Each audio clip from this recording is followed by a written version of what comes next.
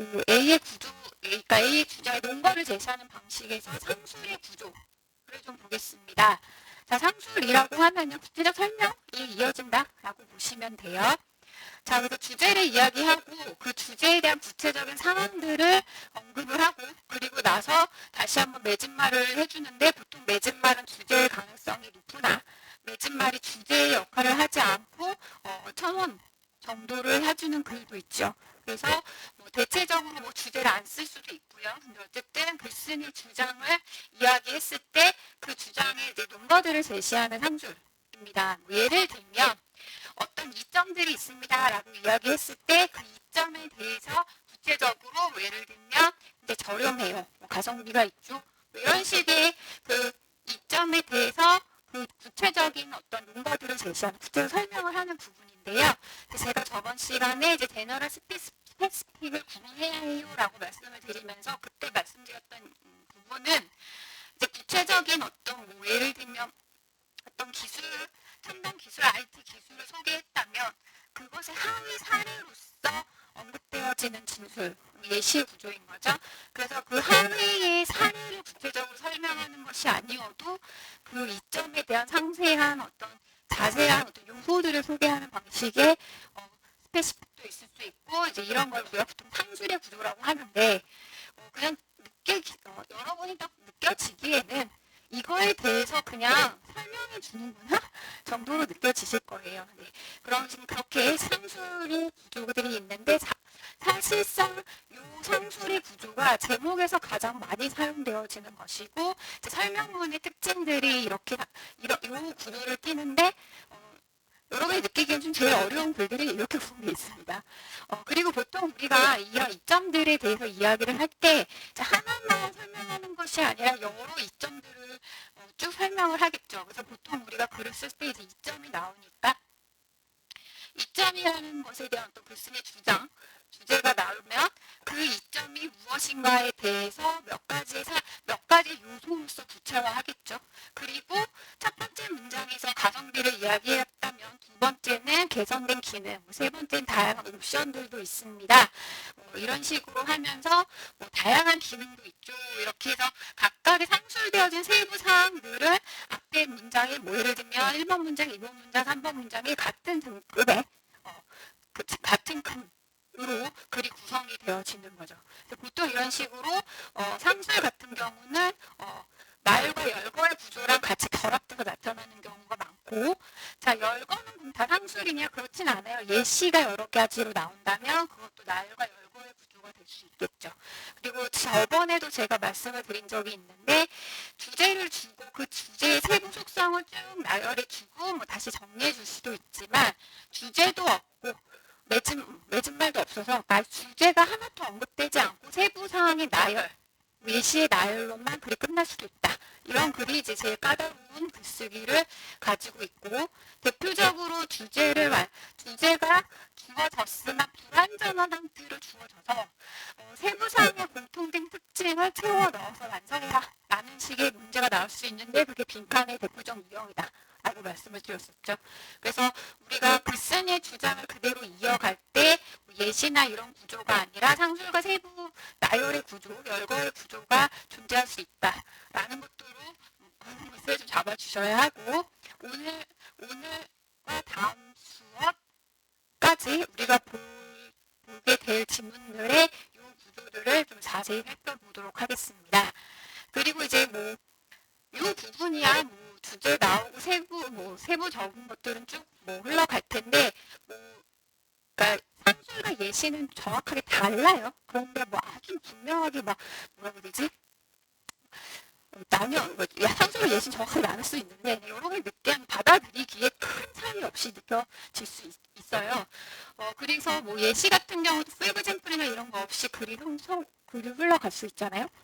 상술도 마찬가지로 자세히 보자면 이런 거 거의 없이 그냥 나오죠. 그러니까 얘는 거의 연결되어지는 걸 거의 만나기가 어려우실 거예요. 나열의 구조는 근데 아주 여러 가지가 계속 구구절절 나온다면 각종 연결을 통해서 여러분이 그 장치들을 확인하실 수 있고 물론 여러 가지가 나열된다 하더라도 얘네들이 하나도 안 나오고 나올 수도 있죠. 아니면 첫 번째, 두 번째 번째는 그냥 이어지다가 여기서 한번 뭐 이런 아이들이 뭐 나타나거나 뭐 이럴 수 있습니다. 그래서 나열의 구조들로 좀 연결을 또 여러분이 좀 확인을 해주시고요. 자, 그 다음에 뭐 여기까지는 다 아는 얘기들. 근데 좀 짜증나는 애들이 있는데 자, 물론 제가 지금 여기 쓴 다양한 문장의 부호라는 것이 꼭 상술이나 나열의 구조에서만 사용되어지는 건 아닌데 제가 굳이 여기다 넣은 이유는 앞에 나온 이야기가 다시 반복돼서 상술되어지거나 재진술되어질 때 각종 부호들이 많이 연결돼서 나오는데요. 우리가 이 부호를 좀 정확하게 처리하지 않고 대충 읽어버리면 그 자체를 이해할 때 조금 짜증이 날 수도 있고 혹은 되게 중요한 어떤 힌트를 줬는데 알아차리지 못하고 넘어갈 수 있습니다. 그래서 그런 부분에서 우리가 문장 부호를 좀 정리를 할 거예요. 자, 제가 3가지를 써놨지만 사실상 문장 부호에서 가장 중요한 거는 어떻게 보면 마침표인 거고 글이 끝났다, 다음 문장 끝났다 라는 거고 뭐 이거를 우리가 활용할 일은 없고 다 여러분 이렇게 문장 끝난 거를 하긴 하시니까 늘 활용은 하시는데 눈여겨 정리할 건 없고 사실상 콤마가 가장 중요한 문장 부호입니다. 그리고 굉장히 다양한 방식으로 활용이 되어지죠. 그래서 얘를 먼저 정리를 좀 하고 갈게요. 자, 콤마는 첫 번째로는 문장, 그러니까 절과 절의 구분에서 사용되어져요. 제가 절과 절이라고 말씀을 드렸잖아요. 그러니까 문장이 끝난 거야, 안 끝난 거야? 문장 끝나지 않은 거죠. 그러니까 하나의 독립된 문장, 그러니까 하나의 문장이 끝나지 않았는데 새로운 절이 시작될 때 나오는 게 콤마입니다. 대표적으로 뭐 when 어쩌고저쩌고 하다가 부사절 나오고 주절 나올 때 이제 콤마로 절과 절을 구분해주죠. 가장 대표적이고 흔한 거 우리가 이걸 가지고 고민할 일은 없어요. 여러분 되게 금방 쉽게 받아들이죠. 두 번째는 얘랑 거의 흡사하지만 약간 차이가 있는 건데 뭐 예를 들면 어떤 연구에서 한 연구에서 콤마하고 새로운 절이 시작되는 거 이것도 여러분이 고민할 일은 거의 없습니다. 근데 얘는 앞에 그 독립된 하나의 어떤 부사 어구가 나오고 나 이제부터 새로운 그러니까 진짜 문장 시작한다 라는 문장이 출발하는 거야 라는 것을 알려주는 장치라고 보시면 돼요. 여기서 콤마는 주어 동사의 시작인 거죠. 여기까지도 여러분이 쉽게 받아들이고 고민할 게 없죠. 자, 세 번째와 네 번째를 구분하는 게 좀 중요한데 세 번째부터 할게요. 그랩만 있다가 제가 여러분한테 많이 말씀드리는 건데 느닷없이 콤마가 올 때 오지 말아야 할 곳에 콤마가 온 거죠. 그러면 그 다음 콤마 하나 더 찾고 문장과 문장 사이에 어떤 구구절과 다른 이야기를 하려고 들어온 거라고 말씀을 드렸죠. 그래서 보통 이것을 삽입 내 표현이라고 볼 수 있고요. 그래서 이거를 뭐 이렇게 영어로 하자면 뭐 방해 요소 이런 식으로 해석이 될 수 있는데 중간에 딴 얘기를 구구절절하는 거라고 보시면 되고 콤마가 이상한 곳에 왔다라고 하면 반드시 콤마 하나 더 찾아서 부연 설명이 들어갔다고 보시면 됩니다.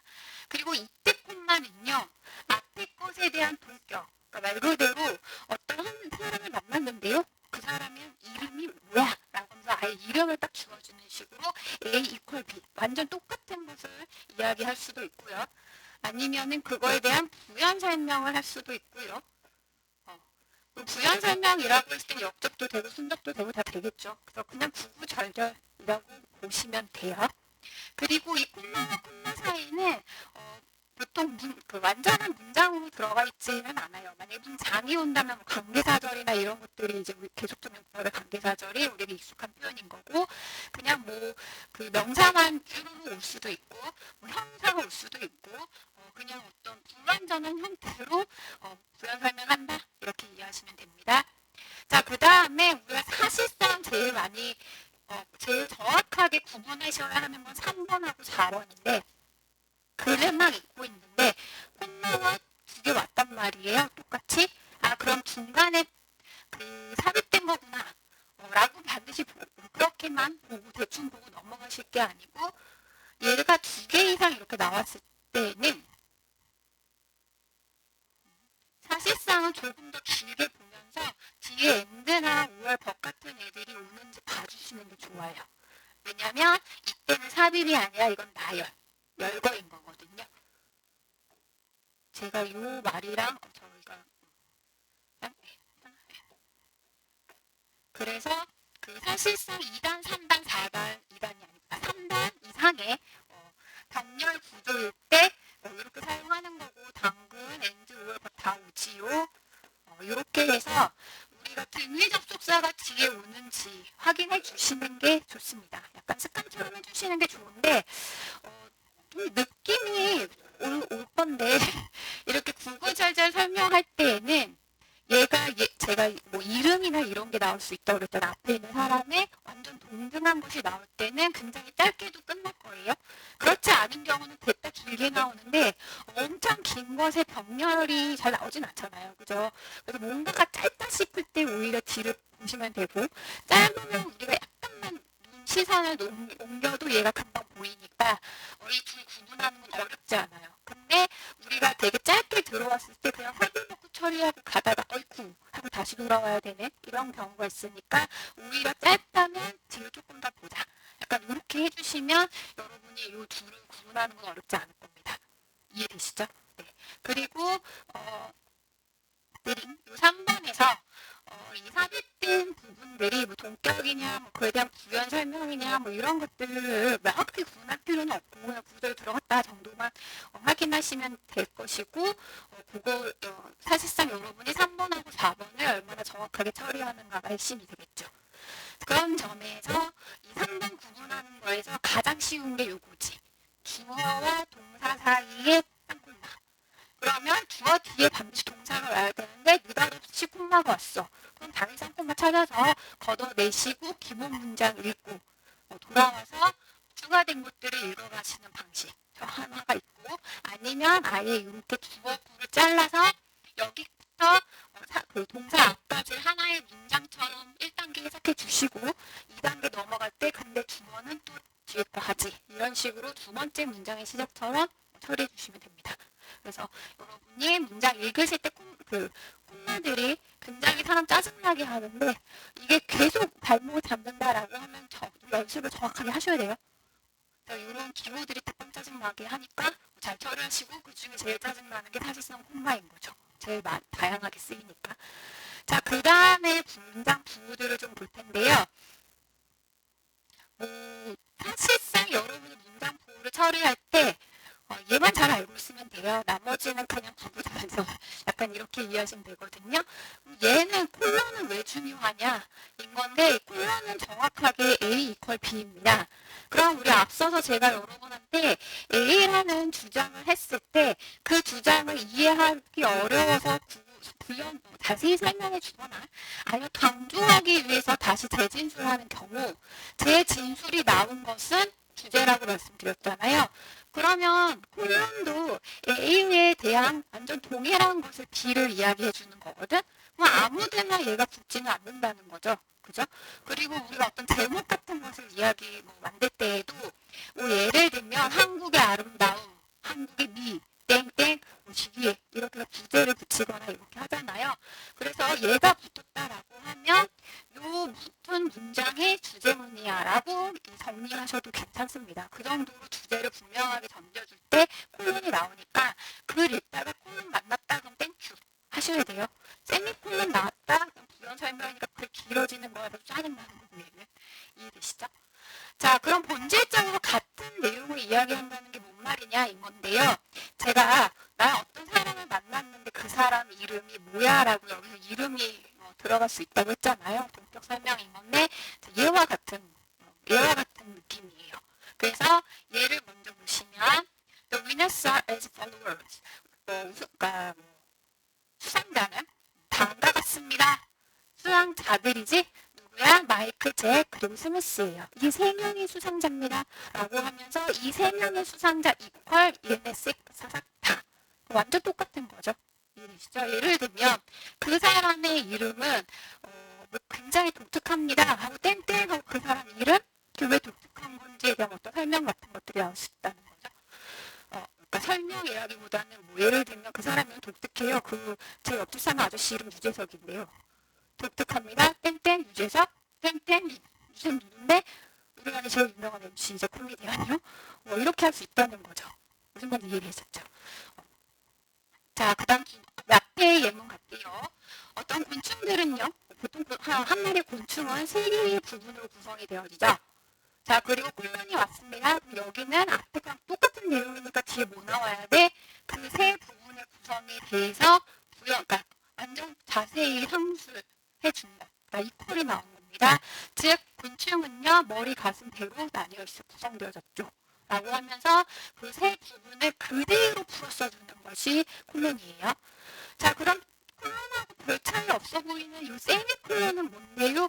인 건데 그 차이가 느껴지는 제일 쉽게 느껴질 수 있는 게 첫 번째 건데 자 똑같이 자 수상자는 다음과 같습니다. 수상자는 다음과 같습니다. 수상자 이퀄 예. 이게 콜론이라면 세미콜론은 첫 번째는 마이크예요. 두 번째 수상자는 잭이고요. 마지막 수상자는 스미스입니다. 자 이게 똑같은 거예요. 첫 번째 누구, 두 번째 누구, 세 번째 누구야 라고 설명해 준 거지. 우승자는 다음과 같죠?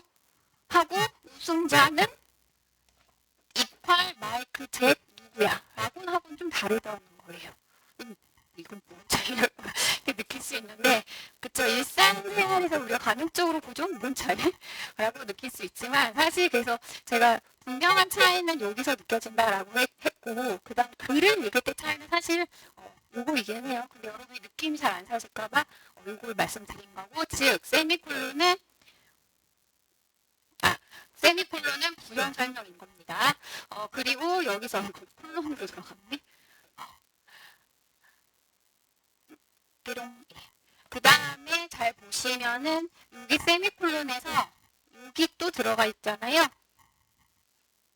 자, 그럼 앞에 있는 요거는 자세한 설명이라고 본다면 뒤에 나와 있는 세미콜론은 첫 번째는 마이크가 탈 거예요. 이즈라고 콜라로 썼지만 만약에 이즈라고 했다면 뒤에는 세컨드가 나오고 생략되어져 있죠. 자, 앞에 구조랑 똑같이 연결되어 가면서 하지만 이 첫 번째, 두 번째, 세 번째는 내용상 관련은 있으나 완전 동일한 건 절대 아니죠. 이럴 때 쓰는 게 세미콜론입니다. 헷갈리면 콤마 들어갈 수 있는 자리는 세미콜론이 대체할 수 있다. 이렇게 이해하시면 돼요. 이해시죠? 그래서 앞에 내용과 밀접한 관련이 있으면 다 넣을 수 있어요. 그러니까 밀접한 내용이라는 것은 앞에 내용에 대해서 구체 설명을 하거나 부연을 할 수도 있지만 앞에 내용을 반박할 수도 있는 거예요. 그죠? 소재가 동일하고 입장의 차이를 이야기해 주는 거니까. 그래서 콜론은 앞에 사람이 A를 이야기했는데 콜론이 나왔다. 그럼 당근 A가 나와야 하는 거고 세미콜론은 A가 나왔어. 그럼 A에 대한 자세한 설명이나 부연 같은 것들이 나올 거고 내용이 전개되어져 갈 겁니다. 그러니까 똑같은 걸 다시 얘기하는 것이 아니라 구체화한다거나 뭐 이런 식으로 내용이 이제 풀어져서 간다는 얘기죠. 그리고 관련이 있으나 모두 될 수 있어. 역적이 될 수도 있는 거예요. 마치 양보무사절 이런 것처럼. 그래서 관련 있음입니다. 그래서 이 내용 저 내용 다 나올 수 있기 때문에 세미콜론 나왔다 그러면 콤마 나왔구나 이렇게 이해하시는 게 제일 편해요. 그런 점에서 다 피곤하다 싶으면 얘만 머릿속에 잘 집어넣어 주시면 돼요. 자, 그 다음 세미콜론이 나왔을 때 우리가 복귀할 때는 얘네들은 이런 형태를 거의 볼 일이 없을 거예요. 사실상 이런 문장으로 보시게 될 거고 두 번째 거 보시면 이런 식의 세미콜론이고 밀접한 관련이 이런 내용이라는 건데 모든 학생들은요 반드시 좀 이렇게 공식 옷 잘 차려입고 오세요. 즉 청바지는 안 된다는 얘기입니다. 그래서 포멀 클로싱을 입고 오셔야 되는데 자세히 얘기해 주자면 청바지 입고 오지 말라는 거야. 트레이닝복 입고 오지 말라는 거야. 이런 얘기인 거죠. 체육복 입고 오지 마세요. 교복 입고 오세요. 이런 거죠. 네. 그 다음은요. 대시인데요. 얘도 사실상 별로 신경 안 쓰고 되고 세미콜론보다는 좀 자주 오진 않죠. 근데 가끔 오는데 요놈이랑 그 다음에 하이픈이랑 좀 구분하셔야 되는데 하이픈은 단어와 단어 사이에 오는 건데요. 우리가 뭐 예를 들면 올드 구분하지 그냥 쓰기도 하지만 패션 뭐 이런 식으로 하이픈 벼진 거 있잖아요. 그럼 이건 그냥 단어를 하나의 단어 만드는 거니까 뭐 이런 거는 여러분이 뭐 고민하실 일은 없을 겁니다. 그게 아니라 얘가 가끔 문장을 이끌거나 뭐 어구를 이끌 때가 있어요. 그런데 얘는 세미콜론이랑 똑같은 거여서 별 신경 안 쓰셔도 되고, 다만 얘는 강조를 해서 쓸 때도 사용할 수 있어요. 강조해서 의미로 나올 수 있다. 자, 그렇다면 그냥 단순 설명이 아니라 만약 강조로 왔다라고 한다면 이 내용을 그래서 강조하고자 하는 거죠. 들어가 있는 강조된 거예요. 그래서 가끔씩 이 부분이 주요한 어떤 내용의 힌트가 될 수도 있겠죠. 늘 그런 건 아니고. 자, 그리고 얘가 하이픈도 문장 중간에, 그러니까 콤마처럼 문장 중간에 들어갈 수 있어요. 절 안에 들어갈 수 있어요. 그럴 때는 사이에 이렇게 콤마처럼 하이픈 2개 들어가고, 앞에 아직 뭐 예를 들면 그냥 쉽게 주어 뒤에 왔다 그럼 뒤에 동사 오겠죠. 그러니까 문장 안에 끼어 들어갈 수 있다는 점까지 살펴주시면 됩니다. 자, 그리고 이게 최근에 잘 안 나오는데 이 들어가가지고 문장 안에 나오는 경우들이 종종 있어서 여러분이 얘는 뭐 많이 봤을 거예요. 그렇죠? 그래서 막 나열의 예시가 나오고 맨 마지막에 etc. 나오면 뭐 기타 등등에 해당하는 거고요. 별로 중요하진 않고요. 나열의 구조. 자, 그 다음에 이게 이제 여러분이 저번에 숙제를 풀 때 아마 보셨을 텐데 2.7인 건데 이게 라틴어예요. 그래서 영어 읽을 때 그냥 이거 보시면 예를 들어 for example이라고 읽으셔야 합니다. 그리고 얘는 예시를 나타내는 표현입니다. 자, 그리고 사실상 여러분이 보실 땐 이렇게 눈에 보이게 될 건데, 자, 우리 for example하고 콤마 주고 주어동사 읽기 시작하잖아요. 그러니까 얘도 이 포인트, G 포인트 다음에 콤마 찍혀지고 나올 거예요. 그래서 사실상 우리는 이렇게 보여요. 예시를 이끄는 어이고요. 뒤에 거 I, 점, 2점 이렇게 나오면 사실 얘도 우리 눈에는 이렇게 보이겠죠? 즉 다시 말해서입니다. 약어들이 예전 거의 사용되지 않았는데 요즘에 그냥 들어간 채로 많이 나와가지고 그냥 알고만 있으시면 돼요. 참고. 사실 여러분이 글을 읽을 때 좀 처리하셔야 하는 부호들은 얘랑 얘인 거죠. 그래서 그 부분을 활용해서 지금 상수 열거되어지는 글들을 보겠습니다. 사실 글을 읽으면 글이 단락의 나님, 내용의 전개가 칼같이 딱딱딱 떨어지지 않을 거예요. 왜? 장치들이 없으니까. 그럼 어떻게 해야 돼? 여러분이 읽고 나누셔야죠. 그래서 글이 전개되고 발전되어지는 부분들, 새롭고 중요한 정보가 어디서 갑자기 툭 튀어나오는가. 그 정보는 앞에랑 어떤 연관을 맺고 있는가를 꼭 파악하시면서 글 읽기를 하셔야 됩니다. 네. 자, 그럼 그 내용의 구체적인 걸 좀 가보겠습니다. G13이에요.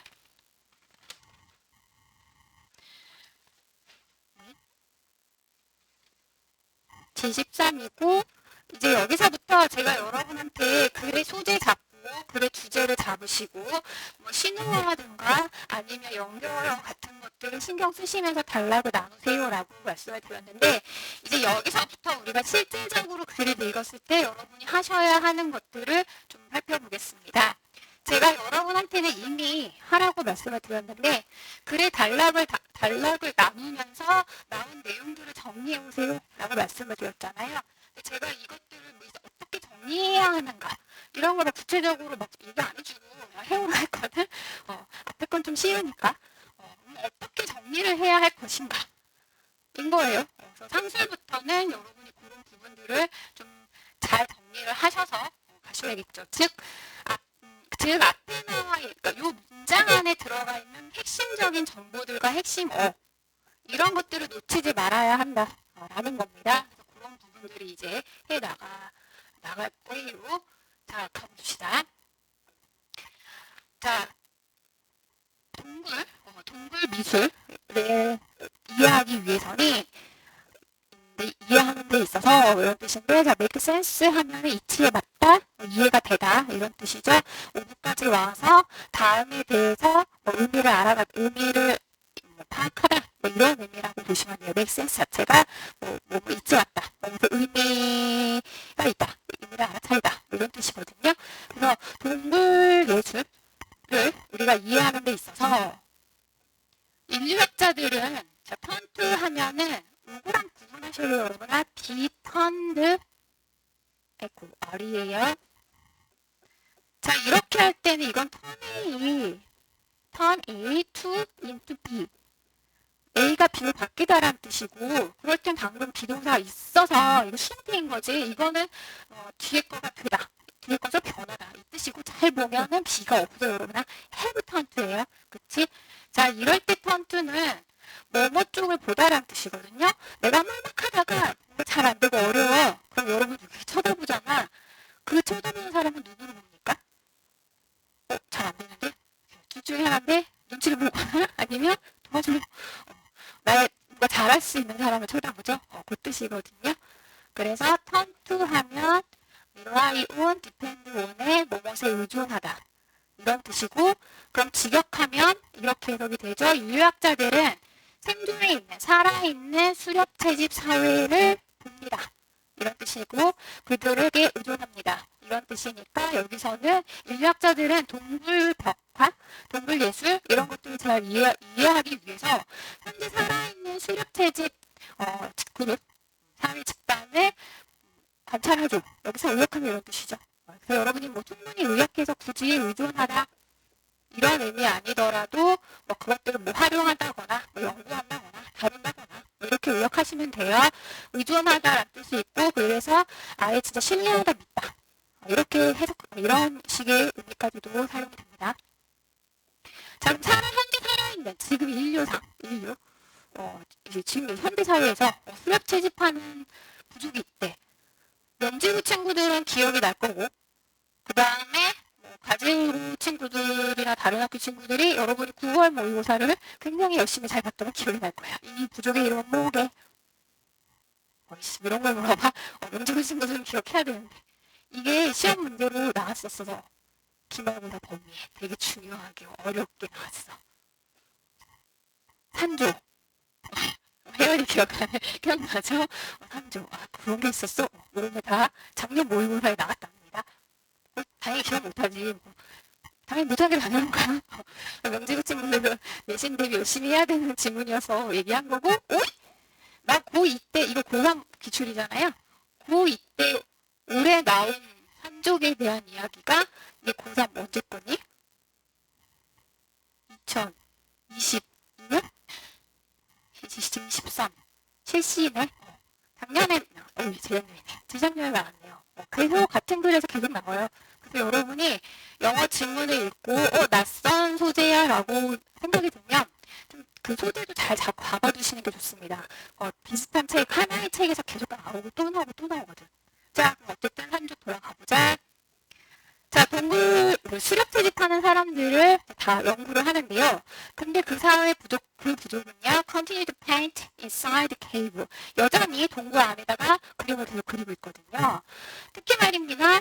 더 산 details. 흔적이 그래요. 자, 그러면 아까 했지요? 콤마가 중간에 들어갔고 특히 산족이요. 그럼 이건 거의 동격으로 설명한 거거든? 자, 그럼 여기서 특히 산족. 이 콤마는 누구 설명한 겁니까? 동굴이겠어? 아니지, 누구 설명? 여기 설명. 사실상 문장 구조를 보자면 관계사절이 사라진다고 하면 바로 뒤에 동격으로 나왔던 거죠. 그래서 제가 삽입 넣고 콤마의 삽입이 사실상 문장에서 어떤 역할을 하는가를 지금 설명한 거예요. 그래서 아주 중요하진 않지만 처리하자라는 입장에서 그냥 얘네인 거죠. 그래서 여기 콤마나 이런 부호이 되게 많이 나오거든요. 앞에 어떤 내용이 나왔을 때 그 내용의 동격 설명입니다. 그냥 풀어서 다 쓰자. 저는 연습 사이트를 그냥 부족이라 할게요. 이해되시죠? 즉 그리고 그 사람들은요, 산족 사람들은요, live in community, 그룹으로 생활을 하고 있는데요. across wide region of southern Africa, 북아프리카의 엄청 넓은 곳에 걸쳐서 현존하고 있습니다. 됐죠? 자, 그럼 이게 소재. 동물예술 이야기인 거죠? 자, 그럼 누굴 봐라?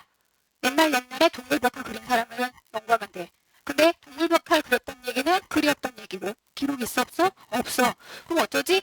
과거의 동물벽화를 이해하기 위해서 현대를 기준으로 과거를 거슬러 가서 이해하면 되겠구나.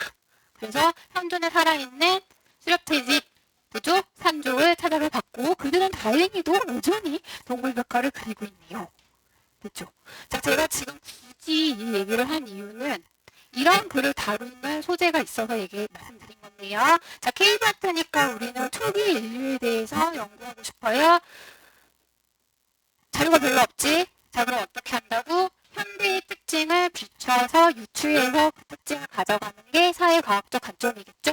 이런 것들을 다루는 소재의 글들도 있습니다. 참고. 자, 다시 돌아갈게요. 자, 시작되네요. 명사절 잡아야죠. began to fascinate anthropologists. 그 사람들은 산족을 연구하고 있는데요. 자, 인류학자들을, 산족을 연구하는 어떤 인류학자들에게 뭔가 관심을 끌은 거, 그리고 매혹시킨 것은 was their detailed imitation of the animals. 그 동물의 아주 자세한 모방, 이미테이션 맞죠? 모방이었습니다. 근데 그 동물들 어떤 동물들? 산족이 잡아먹고 사는 동물들. 자, 산족의 특징 뭐야?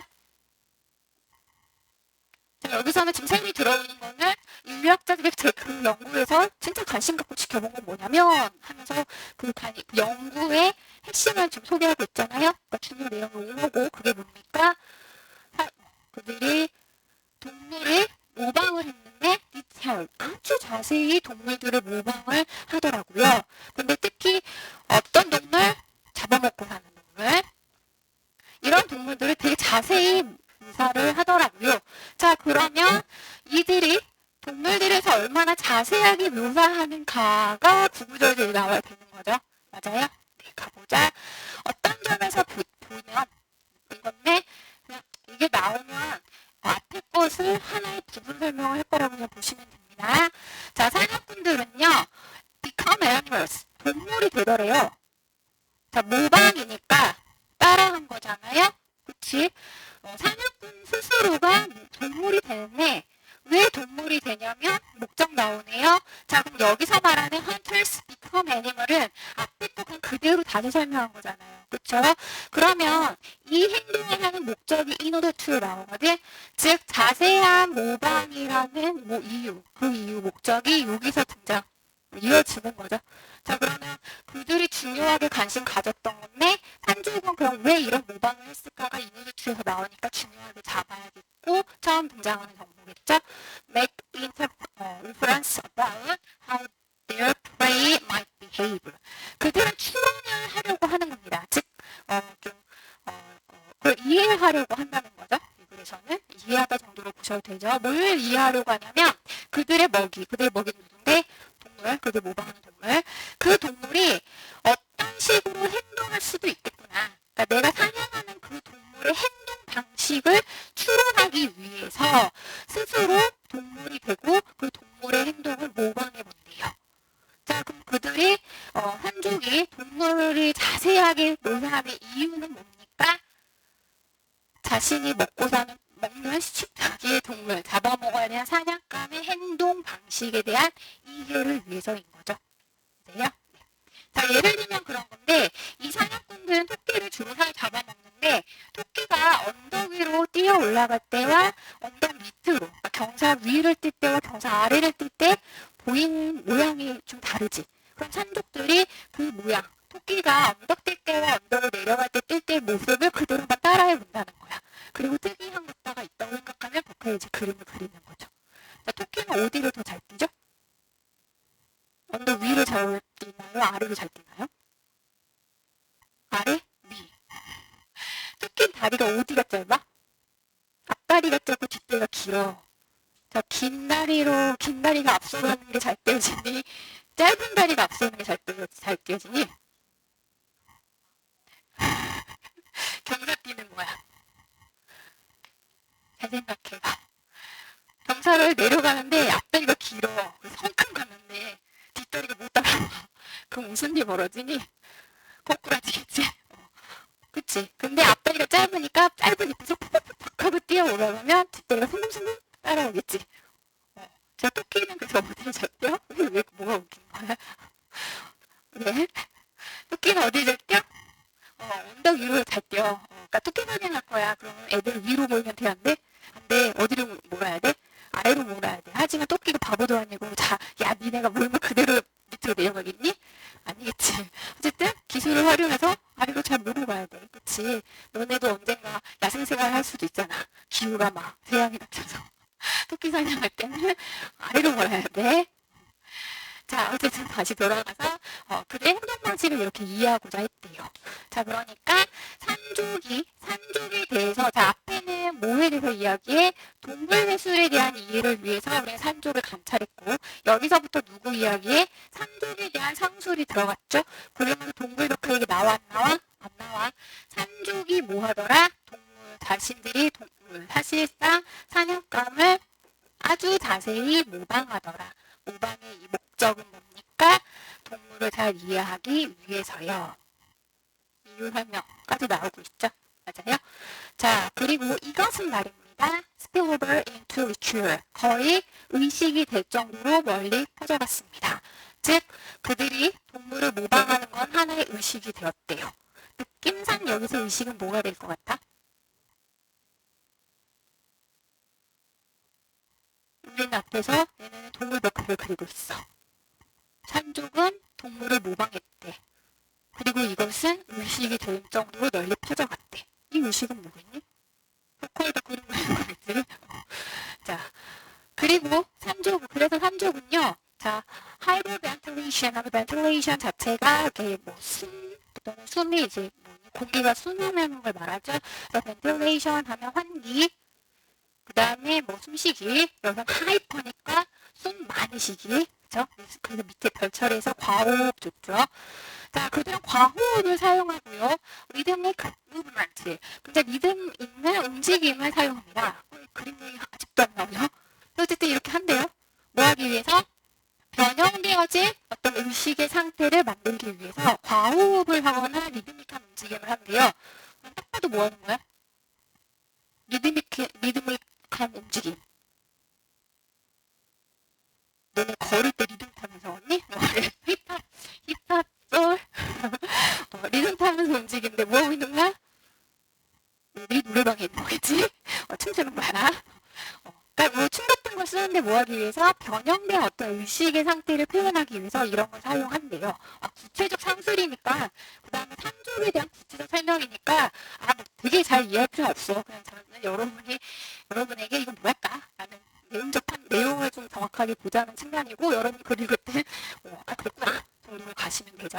어쨌든 이렇게 사용했는데 이것은 곧 변형된 의식의 형태를 보여주는 거예요. 갑자기 변형된 의식? 얘도 잡기는 해야 될 것 같아. 근데 그것은요, part of a shamanistic culture. 샤머니즘 문화의 어떤 한 부분으로서 변형된 의식의 형태였습니다. 자, 그들은 어쨌든 산족은 인간이니까 그들의 어떤 의식과 생각이 있을 텐데 뭔가 변형된 의식 이런 걸 만들기 위한 하나의 의식 같은 것들을 표현을 했대요. 됐죠? 자, 얘 뭐야? 방금 앞에서 안 나왔으니까 뒤로 잡아줘야지. 가본다. 자, 그리고 나서 그들이 여기서 위에는 좋습니다. 무아지경이에요. 무아지경의 마지막 단계에서 갑자기 왜 무아지경? 무아지경. 지금 무아지경 상태 있지? 우주를 떠들고 있는 의식들 있어. 돌아와. 자, 여기서는 무아지경 뭐가 된 걸까? 나왔어, 안 나왔어? 무아지경 의식 없는 상태. 비슷하게 나오지 않았냐? 어디 나왔어? 여기. 얘네가 뭔가 의식을 할 때에는 변형된 의식의 상태로 가는데 이게 계속 뭔가 색깔을 바꾸고 하다 막 춤추고 막 과호흡하다 보면 거의 무아지경의 상태에 이른다. 라고 좀 과정적 설명한 거예요, 사실상. 어쩌봐도 괜찮아요, 이 글에서는. 근데 정확하게 정말 깨알같이 모든 걸 다 연결해 갈 수 있다면 제일 좋은 거 아니에요?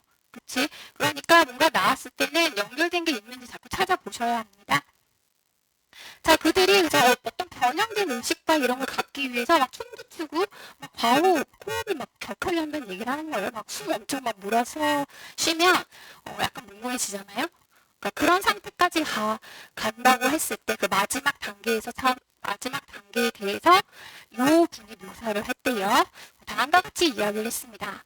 때때로 사람들은요, 산족 사람이겠죠? 자기 자신을 느끼는데요. 자기 자신이 뭘 하고 있다는 걸 느끼냐면 turning to animals and undergoing other frightening or exerting transformation 이렇게 나왔는데 우선 병렬 처리부터 하고 가자. B, A는 그쵸, turning, C, or C 그냥 이렇게 간다고 보시면 되겠네요. 그럼 이 산족 사람들은요, be turning into야. 그치? 자, 그럼 얘는 의존하다예요? 바뀌었다예요? 이걸 바뀌고 있는 중이라고 보셔야겠죠? 동물로 자신이 변했다고 느끼기도 한대요. 거의 무아지경의 상태에 나는 산토끼가 된 거지. 그치? 그러면서 꽁충꽁충 뛰어다닐 거고 오르락 내리락의 모습이 다르겠지. 어떤 게 더 웃겨? 미래가 되게 웃겨. 자, 그래서 이렇게 하고 있는 자신을 발견하고 그리고 다른 어떤 공포 이런 것들을 경험하고 있다는 걸 느낀대. 자, 산 언덕 왜 올라가 지금? 산족이 쫓아오니까 공포를 느끼면서 막 뛰고 있는 걸 느끼죠. 그리고 변형에 여기서 의기양양해지다라고 되어 있는데 격상하다, 승격하다 이 뜻인데요. 어떤 트랜스포메이션이니까 변형으로 승격하고 격상했대. 그럼 간단하게 이야기하면 뭐야? 체인지인 거죠. 그러니까 변형의 상태에 도달을 한 거죠. 근데 여기서 변형은 누구로 변형? 토끼로 자신의 사냥꾼으로 변형이 되네. 이런 상태에 가고 있는 자신들을 발견하곤 합니다. 누가 말했어? 이분은 누군데? 산족을 연용을 한 인류학자겠지? 뭐 나오고 있어요? 자, 그리고 지금의 산족의 어떤 의식, 샤머니즘적 의식, 동물을 모방하는 행동 이런 것들을 보여주면서 그 행동 자체의 과정을 좀 설명하고 그 마지막 단계에 이르러 그들은 자신을 동물로 변했다라고 느끼는 정도까지 의식을 치릅니다. 그래서 동물을 아주 자세히 묘사하고 있는 과정을 쭉 설명한 거고 인용으로서 여부 부분에 중요한 내용이 들어갔다라고 보시면 되는데 새로 나온 정보가 아니네요. 어디 있어요, 여러분? 요거 정확하게 어디 있어요? 여기네. 그쵸, 맞죠? 그래서 인용은 이 글의 핵심을 그대로 표현하고 있으니까 앞에 나온 정보랑 연결. 자, 그리고 킴 헨시라는 인류학자 중에 킴 헨시에 따르면 말입니다. 첫 번째 인용, 두 번째 인용. 다시 재진술. 똑같은 내용을 하겠지? 물론 다른 표현, 조금 더 다른 표현과 어떤 좀 더 다른 정보를 주실 수도 있을 것 같아요. 킴씨에 따르면 말입니다. Identifying and observing animals, 동물들을 구분해보고 알아차리고 동물들을 관찰을 하는 겁니다. 먹기 위한 동물 이렇게 보시면 되는데 근데 뒤에 병렬 처리 잘 하셔야 되는데 도즈 나오고 투부정사 나와요. 힌트까지 줬죠? 누가 힌트? 투부정사가 힌트. 자, 그럼 병렬 처리 되네요. those P, A는 투부정사 앞에 명사. 누구? animals. 보이시죠? animals 복수. 그러니까 문법 문제 those. 자, 그리고 해석을 이렇게 하셔야 돼요. 자, might, merge가 동사니까 이 앞까지 싹 다 수시에 자, 간다, 먹고서 잡아먹을 동물, 도망갈 동물을 알아차리고 관찰하는 것. 다시 잡아먹을 건 삼토끼, 도망갈 거 호랑이. 됐죠? 누구를 잡아먹어도 되고 누구를 보면 도망가야 하는가. 이런 걸 구분하기 위해서 구분하고 알아차리는 것은 might merge into, merge 하면 통합하다라는 뜻이니까요. 통합해서 뭐가 됐어? 하나의 과정이 됩니다. 하나의 과정으로 통합되어지는 것이죠. 즉 동물을 알아차리고 관찰하는 이 과정은 뭘 통해서 모방을 통해서 가능할 것 같고요. 그죠? 이것은 하나의 과정이 되어지는데요. 그 과정은 see animals as B 이렇게 가고 있죠. 동물을 뭐로 보는 거냐면 뭐라고 여기는 거냐면 having human-like intention 인간처럼 의도를 가지는 것으로 보는 것입니다. 즉 동물도 다 뭐가 있다? 계획이 있다. 의도가 목적이 있다, 생각이 있다. 동물에게도 어떤 생각과 생각이 있다라고 보는 것이죠. 즉 누구처럼 본다고? 인간과 똑같은 존재라고 본다는 것이죠. 그리고 그 인간과 같은 의도라는 것은요, can influence and be influenced. 영향을 미칠 수도 있고요. 누구에게? 우리 산족에게 영향을 미칠 수도 있고 혹은 영향을 받을 수도 있는 그런 의식, 의도가 있다라고 보는 것입니다. 자, 그래서 이들은 동물을 모방하고 있고 결국 동물이나 인간이나 모두 갖고 어떤 생각과 의식과 의도가 있구나라고 생각한다는 거죠. 됐나요? 자, 뭐야 이거? 동물 벽화를 이해하고 동물 예술을 이해하는 방법은 어디 있어? 한 번 나오고 한 번도 안 걸렸는데? 그치 않니? 자, 그럼 어떻게 이해한대요? 주관식이야. 동물 벽화 어떻게 이해해요, 여러분? 인류학자는 동물 벽화 어떻게 이해하니? 여기서 인류학자들은 동물 벽화를 이해하기 위해 뭘 했대? 산족에게 의존했대. 그 다음부터 다 구구절절 누구 설명이야? 산족 설명이야. 그러니까 산족의 구체적 설명하고 끝낸 거야. 그럼 우리는 여기서 뭐 찾아내야 돼? 산족의 구체적 특징을 알아차리면 케이브 아트를 이해할 수 있겠네. 케이브 아트 뭐다? 그래서 이들은 뭐였다? 나와 안 나와? 전혀 안 나와. 그죠? 하지만 이 부분에서 상수라고 얘기해요. 이해되시죠? 자, 주관식으로 푸니까 대빵 어렵지. 다행히 객관식 풀죠. 우리는 수능에서는.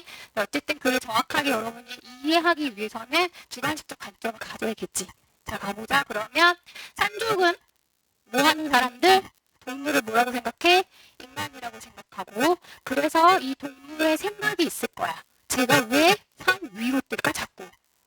이런 생각을 이해하기 위해서 뭐 하고 있는 거야? 똑같이 떼보는 거지 같이. 똑같은 동작을 따라하면서 그러면서 동물의 생각들을 이해가는 과정을 설명한 것이죠. 맞아요? 네, 그러면 동물 벽화에 대해서 전혀 언급은 없지만 이들의 사마니즘적 의식, 의례 여기거든요. 사마니즘적 문화를 설명하면서 변형된 어떤 의식의 상태를 만들기 위해서 동물을 따라하는 행동들을 하는 것이고 그것은 동물을 이해하게 만드는 것이다. 근데 어떤 동물? 사냥감 동물. 맞아요. 자, 그래서 여기에서 그들이 변형된 의식이라는 것은 곧 뭡니까? 여기서 변형된 의식, 무아지경은 어떤 상태인 거예요, 여러분? 동물의 마음이죠. 동물의 의도를 파악한 상태, 지금 내가 동물을 모방하고 있는 상태, 근데 뒷다 모방을 잘해서 마치 내가 토끼인가 토끼가 나인가 이 상태. 맞아? 그러면 뭐 할 수 있더라? 동물을 잘 이해할 수 있더라. 이게 어디 나오니? 여기 identifying, observing, 그 다음에 동물과 사람, 인간은 다 생각이 있을 거야. 끝. 자, 그럼 답. 주관식으로 정리 다 해놨으면 내가 이 글이 주관식으로 정리됐나? 100% 맞추는 거죠. 그렇지? 자, 몇 번? 5번. 동물을 모방하는 의식들. 그리고 그것은 케이브 아트를 이해하는 것. 글 되게 그냥 글 보면 이거를 이렇게 이해하셨다면 정말 개똥같이 있고 다 찾았는데 앞부분에 동물 벽화에 대한 이해가 첫 문장에 나오고 그 다음 문장에 동물을 모방하는 의식을 소개해 있어. 나열 A 그리고 B. 이렇게 글을 이해를 5번 고르셨으면 개똥같이 읽고 문제 푼 거야. 막 혹 내가 답을 이렇게 찾았다 그러면 위험한 거예요. 이거 아니지? 그 의식은 곧 동물 벽화를 이해하는 방법이었다. 라고 설명하고 있는 글이죠. 맞아요? 네. 자, 1번은 왜 틀렸음? 동물 벽화. 인간의 창의성의 시작. 왜 틀린 거야? 2번. 초기 인간들의 의사소통, 뭘 통해서? 동물 예술을 통해서. 동물 벽화가 의사소통의 수단이었다는 언급 전혀 없고요. 3번. 초기 인간들이 동물 벽화를 그릴 때 가졌던 어려움. 아니고 3번, 4번. 사마니즘적 문화. 요건 맞을 수 있는데 pay honors to ancestor. 우리 조상들에게 경의를 표하기 위한 사마니즘 문화 역시 아니죠. 부상이랑 아무 상관도 없죠. 답은 되게 쉬웠죠. 맞아요?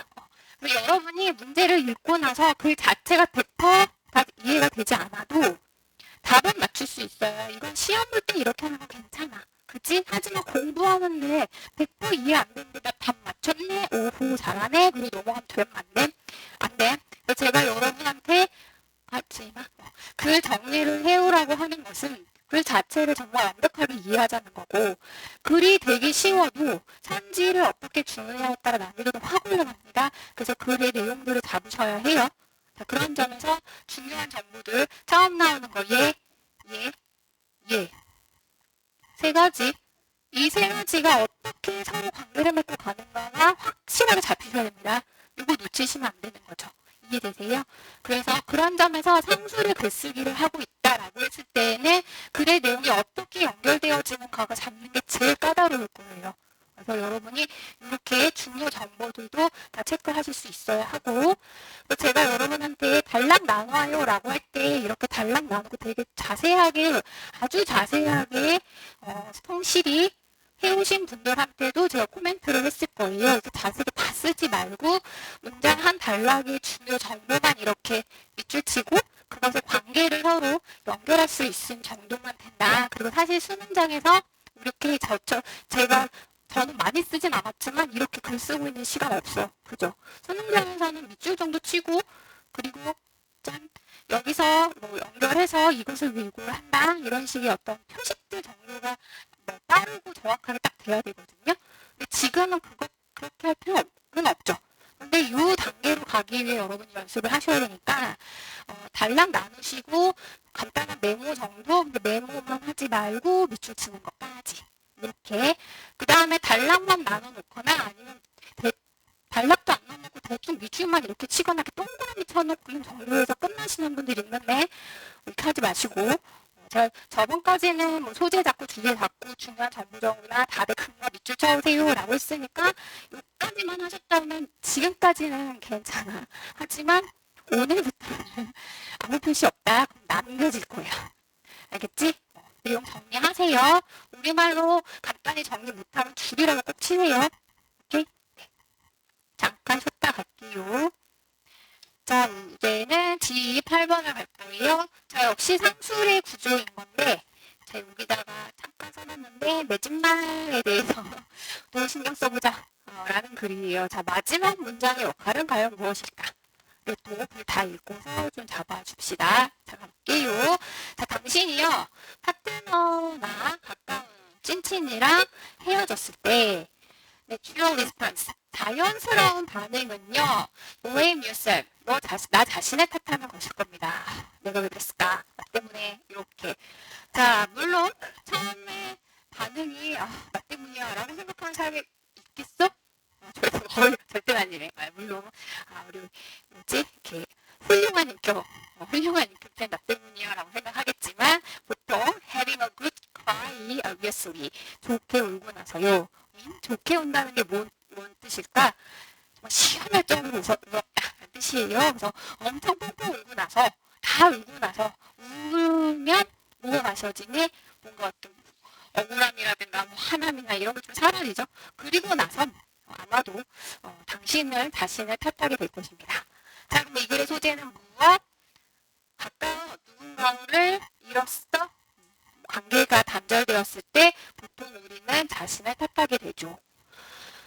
즉 나를 탓하게 되는데 그리고 다음 과정으로 넘어가나 당신은 다음 걸 궁금하게 생각할 건데 what you did wrong. 내가 뭘 잘못했을까? 이런 걸 궁금해하거나 혹은 내가 좀 어떻게 하면 좀 다르게 어떤 걸 뭘 할 수 있었을까? 그러니까 그때 이렇게 하지 말걸. 다른 상황은 어떤 행동을 할 수 있었을까? 이런 걸 궁금해한대요. 자, 그럼 이 내용은 뭐에 대한 상술? 나 자신 탓하기에 대한 상술. 즉 과정을 이야기하는 것이 아니라 우리는 보통 자신을 탓하게 되고 즉 내가 뭘 잘못했지? 그때는 이런 행동이 아니라 다른 뭘 했어야 했지? 약간 이런 후회라든가 자신의 원인, 잘못한 것의 원인 이런 거를 찾게 된다는 것이죠. 자, 그래서 여기가 자세한 설명이에요. 다음, 즉 유대감, 뭔가 인간관계가 아닌 것은요. 우리가 어떤 더 균형 잡힌 관점에 도달할 수 있게 해줍니다. 갑자기 뭔가 어쨌든 인간관계를 맺는다는 거. 지금 깨진 상태에서 내가 무엇을 잘못했는지 원인을 우리는 궁금해한다라고 하면서 나온 내용이 어떤 인간관계 유대감이라는 것은요. 결국 어쨌든 저쨌든 더 균형 잡힌 관점을 도달할 수 있게 도와주는 것이죠. 즉 앞에서 우리가 나 탓을 하면서 이런 것들을 다시 곱씹어보고 고찰해 보는 것을 결국 균형 잡힌 관점을 갖게 해주는데 도움이 될 거다. 이렇게 글이 이어진다라고 보면 되겠죠. 그리고 이거 나오네요. 자, 이렇게 나오고 그 앞에 거세요. 더 구체적 설명. 지금 그래서요. 어떤 유대감이 있을 수 있죠. 어떤 유대감이 있을 수 있냐면요. 그저 결코 다음을 의미하지 않는 근데 이런 유대감도 있죠. 어떤 걸 의미하지 않냐면 좀 오랫동안 지속될 거야. 그러니까 어떤 관계가 있는데 그 관계가 내가 잘했다면 굉장히 오랫동안 지속될 수 있을 수 있겠지만 아무리 내가 잘해도 절대 결코 지속될 수 없는 그런 인간관계도 있죠. 자, 그럼 여기서 세미콜론의 역할은 뭐예요? 부연 설명? 구체적 상술? 같은 내용? 아니죠. 역접의 내용이죠. 제가 태도가 전환되어질 수도 있다라고 말씀드렸습니다. 자, 그래서 어떤 유대감들은 우리가 균형 잡힌 시각을 가는 도움을 줄 수도 있지만 하지만 한편 다른 유대감은요. 금방 깨질 수도 있는 거예요. 아무리 노력해봤자 지속될 수 없는 그런 유대감도 있는 겁니다.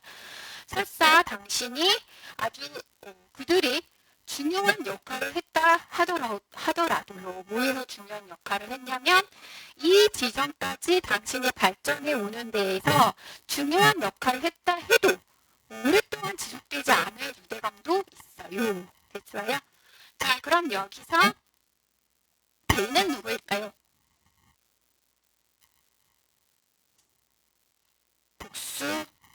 복수명사. 누구죠? 어떤 인간관계가 있는데 그 인간관계가 이 지점에 이르기까지 당신의 발전에 중요한 역할을 한 거죠. 그러니까 내가 지금까지 성장하는 데서 굉장히 많은 도움을 줬다 하더라도 그것이 결국은 깨질 수밖에 없었던 그런 관계도 있는 거예요. 라고 하면서 어떤 유대감의 두 가지를 설명하는 건데 여기서 세미콜론이 역접처럼 나오니까 하나는 균형된 관점을 갖게 해줄 거고요. 결국 언제나 당신이 이전 상황에서는 당신한테 굉장히 이롭고 도움이 되는 거였다 하더라도 결국은 어쨌든 지속될 수 없는 것. 깨지기 마련이에요. 이렇게 이야기하고 있는 거죠. 됐나요? 자, 그러면 지금 여기에서부터 갑자기 맨 앞에서는 우리는 관계가 깨질 때 자신을 탓하고 원인을 찾고자 하죠. 하지만 아무리 도움이 됐다 해도 언젠가 깨질 수밖에 없는 관계라는 것도 있죠. 하면서 글이 전환되어져 가고 있는 거죠. 맞아요? 네. 그 다음에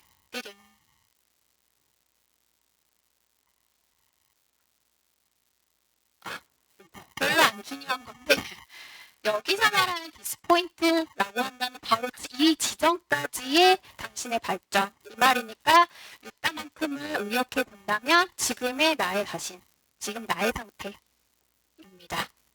지금까지의 나의 성장 이런 데에 도움을 줬다 하더라도요. 자, 아마도 말입니다. 가장 유의미한 것은 다음의 사실을 아는 것일 텐데요. 뭘 아는 것이냐면 bones break.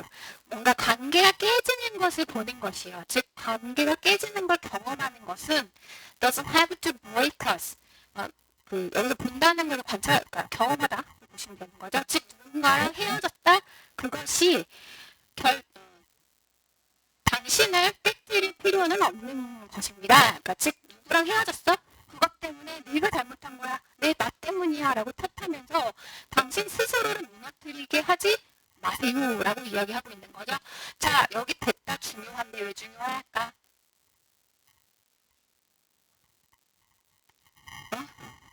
왜 중요할까? doesn't have to는 그럴 필요 없다. 이런 얘기지만 맥락상 무슨 뜻이에요? 그러지 마세요. 이거죠. 글쓴이의 주장을 담은 신호어이네요. 그럼 하나 더 있어. 가장 중요한 것은요. 다음의 사실을 알아야 한다는 것이죠. 즉 다음의 사실을 명심하십시오.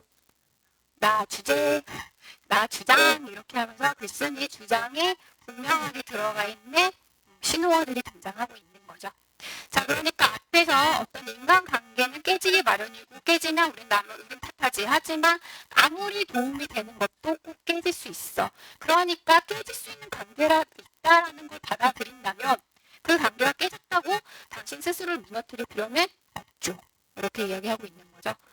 자, 그리고 나서 화학에서 말입니다. 이렇게 가고 있네. 당근 이글의 역할은 우린 화학이 아닌걸요? 인간인걸요? 뭐예요? 비유. 자, 그럼 비유 아무거나 합니까? 주제를 이해 못할까봐 느낌적으로 얘기해 주는 게 비유잖아요. 자, 화학에서 보자면 분명히 어떤 원자의 결합에서의 변화가요. 자, 뭐 예를 들면 H2는 뭐니? 네. 그리고 O2는 얘네가 헤어지는 거지. 각각 헤어지면 이런 원자의 헤어짐은요. Not the end of one state. 수소와 산소의 어떤 종말. 이뿐만 아니라 그것은요. 또 다른 스테이트가 없어졌네요. 또 다른 상태의 시작이죠. H2와 O2가 있다가 H끼리 헤어지고 O2끼리 헤어져서 눈물을 막 흘리면서 뭐가 되는 거야? 물이 되는 거죠. 새로운 것의 시작. 있어요. 자, 그럼 여기서 화학이 이야기하는 본드의 깨짐은 무엇이다? 또 다른 것의 시작이다. 그러면 내가 엄청 절친이랑 헤어졌대. 혼자 굉장히 외롭게 생각을 하겠지만 밥 먹을 친구가 없고 그럼 나는 밥 먹을 친구를 열심히 찾아 다니다가 다른 찐친을 만나게 되고 현실적으로 이야기해서 여친이랑 헤어졌어. 난 평생 나의 여친을 가슴에 묻고 솔로 독야청청 그래서 나 첫사랑에 헤어지면 끝. 나는 첫사랑으로 마음을 묻고 평생 간다. 벌써 첫사랑이 있고 두 번째 세 번째 사랑하지는 않는 거 있지. 새로운 시작의 출발이다. 그치? 네. 끝. 그치? 끝. 끝인 거 어떻나? 콜론 또 나왔다. 그치? 자, 중요한 거에 나온다고 그랬죠. 즉 비유는 주제를 조금 이해하기 쉽게 설명을 해주는 하나의 논어의 표현이고 비유가 나왔다. 주제 이미 나왔다는 얘기. 나 주제다. 다 나왔다. 그 다음에 비유의 표현에서 콜론까지 나왔다. 주제 계속 얘기하고 있는 거죠. 자, 가봅시다. Creating the space. 즉, 이 말은요. 공간을 만들 수 있다는 거죠. 그치? 내가 짝꿍이 있어. 여친? 난 남자. 어쨌든, 나 여친 있고, 나 남자야. 다른 공간을 만들어 시켜주기를. 그치? 갑자기 제가 아름다워 보이는데, 그럼 어떻게 해야 돼? 공간을 만들어야지. 야, 자, 꺼져. 이거잖아요. 그치? 새로운 관계를 위해서 뭐해? 공간을 만들어라. 그쵸? 그래서 또 다른 헤어짐은 그 공간을 만듦이죠. 뭘 위한 공간? 새로운 관계의 포텐셜. 잠재적 새로운 공간이요. 그치? 내가 지금 잘 살고 있는데 아름다운 여인이 와서 얘 버렸거든? 왠지 잘 될 것 같아서 느낌이. 그렇다고 꼭 얘랑 되라는 법 있어 없어? 없어. 나는 포텐셜이 크다고 생각했는데 착각이었어. 그러면 개방난이 되고 끝나는 거죠. 어쨌든 잠재적인 새로운 결합을 만드는 것이죠. 됐나요? 끝. 자, 그러면 인간관계의 헤어짐은 곧 뭐다? 새로운 관계의 시작이다. 그것이 아무리 도움이 됐건 안 됐건 간에. 끝. 주제. relationship. The older, the better. 오래될수록 좋다. 맞아요?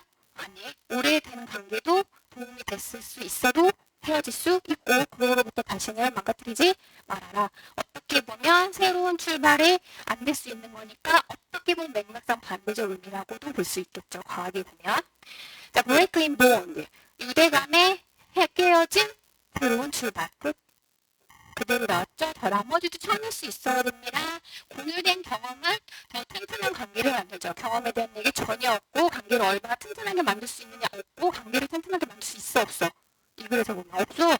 내가 의도하지 않아도 헤어질 수 있는 게 인간관계니까. 자, 필요할 때 친구가 진짜 친구 완전 무관. 이것도 무관. 베스트 정도? 오랜만에 얘기해보네. 자, 다음 더 갈게요. The same is true for us. 자, 이 이야기는, 이 화학의 이야기는 우리에게도, 우리 인간에게도 맞죠?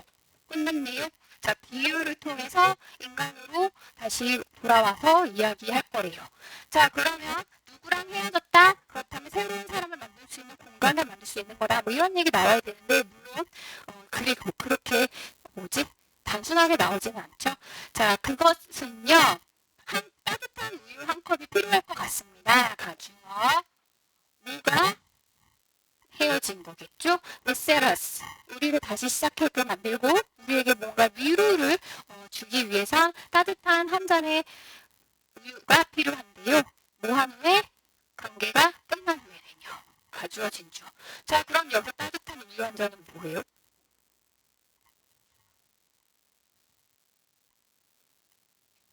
난 우유 되게 싫어하는데? 이런. 따뜻한 우유 뭐야, 주위에? 아니, 뭐, 그냥 위로가 필요할 때 따뜻한 거 하나 필요하죠. 그러니까 위로는 필요해요. 뭐 그런 거겠지. 그냥 헤어졌어요. 인 거고요. 위로의 순간이 필요하죠. but, 무시하지 말아야 할 놈이 왔잖아요. 그지? but, 그러나 말이에요. How many bonds we see come apart. come apart가 분리되어지다. apart 하면은 따로 떼어진. 따로 떨어뜨려진 이런 뜻입니다. 그리고 여기서 come이라는 것은 오다라기보다는 되다 정도로 보시면 되는데요. come, go 이런 애들 뒤에 형용사 오면은 그냥 이 상태가 되다인 거죠. 그러니까 떨어지다 위에서 브레이크 대신 쓴 거라고 보시면 되고, 자, 우리가 얼마나 많은 관계들이 분리되어지는 것을 본다 하더라도 however 복합관계 관계 부사, 콤마 부사죠. 양보의 의미죠. 그냥 however 콤마 오면 그냥 다 뭐 하더라도 해주시면 되고요. 정확하게 이 however 여기까지 와야 돼요. 명사까지. 우리가 얼마나 많은 관계들이 깨지는 것을 보든 안 보든 상관없이 우리는 언제나 became one of our most human ability. 우리의 가장 인간다운 능력 중 하나를 뭐 아무리 많이 깨져도 보유하고 있습니다. 유지하고 있습니다. 자, 우리는 맨날 깨지고 맨날 울어도 인간의 가장 인간다운 능력을 여전히 우리는 보유하고 있잖아요. 여기서 그게 뭔데? 가장 인간다운 능력. 뭐예요? 한 단어로 쓰라고 하면 여러분은 뭐 할래?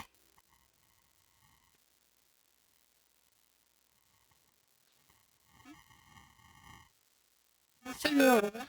주관식, 내신. 고민해봐. 자, 이런 능력을 보유하고 있습니다. 또 나왔네. 즉 말입니다. 새로운 관계를 맺고요. 새로운 친구를 찾고요. 또 새로운 사람도 찾고요. 자, 그럼 제가 one of our most human ability 한 단어로 쓰세요. 한 단어로 쓰긴 되게 어려운데 어쨌든 한 단어로 쓰세요. 조건이야. 자, 그러면 자유로운 단어로 찾아 쓰세요. 뭐로 찾아 쓸래, 얘들아? A 어쩌고 땡땡 이거는 제가 이퀄이라고 말씀드렸죠. 그러니까 쉽게 간다면 one of our most human ability 찾아 쓰세요라고 하면 여러분 어디서 찾았으면 제일 쉬워요? 이 뒤에서 찾았으면 되는 거죠. 자, 여러분 뭐 쓸래요? 오케이 또 헤어져? 정확하게 우린 헤어지면 새로운 짝꿍을 찾아 나선다. 그치? 뭐야? connect a fish 혹은 find new friends in love 이런 거겠죠. 그치? 맞아요?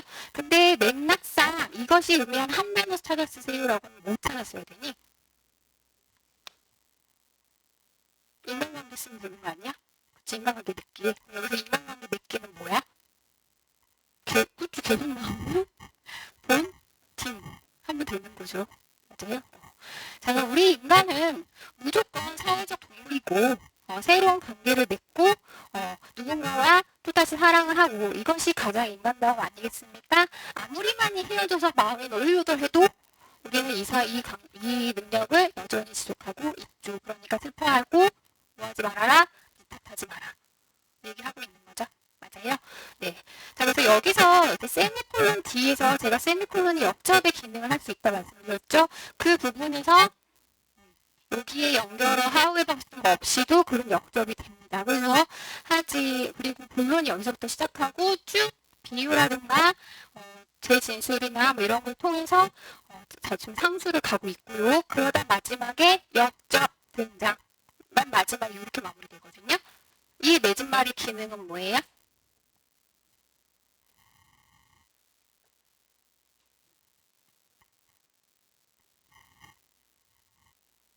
앞에 문장은 객관식으로 해야지.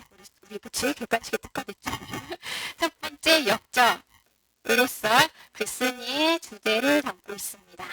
두 번째 내집말 중에서 주제문입니다. 세 번째 내집말이지만 주제는 아니라 그냥 뭔가 더 부가적으로 쓴 말. 제가 여러분한테 앞으로 그냥 내집말과 주제문을 좀 구분해서 이야기하면 이거 뭐라 딱 우리말로 표현하면 그래서 그냥 내집말 덧붙인 말 정도. 1, 2, 3 중에 뭐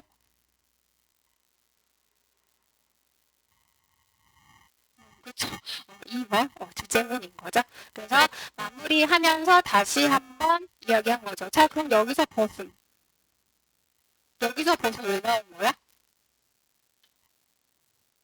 이 앞문장도 위로가 필요하죠. 마음이 깨질 것 같아. 그러나 우리는 여전히 가지고 있으니까 실망하지 마. 그래서 바로 앞문장과의 역접인 거죠.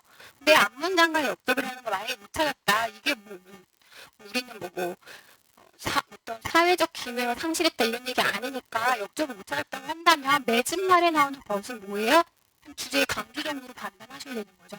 맞아요? 무조건 얘는 역접 막 이런 식으로 기계적으로 접근하시면 큰일 납니다. 그래서 우리가 나오고 나서 매진말 강조의 표현 이 표현은 여러분 굉장히 자주 보게 될 거예요. 그래서 물론 강조가 아니라 그냥 이런 것도 있어라는 첨언 정도로 그냥 끝날 수도 있어요.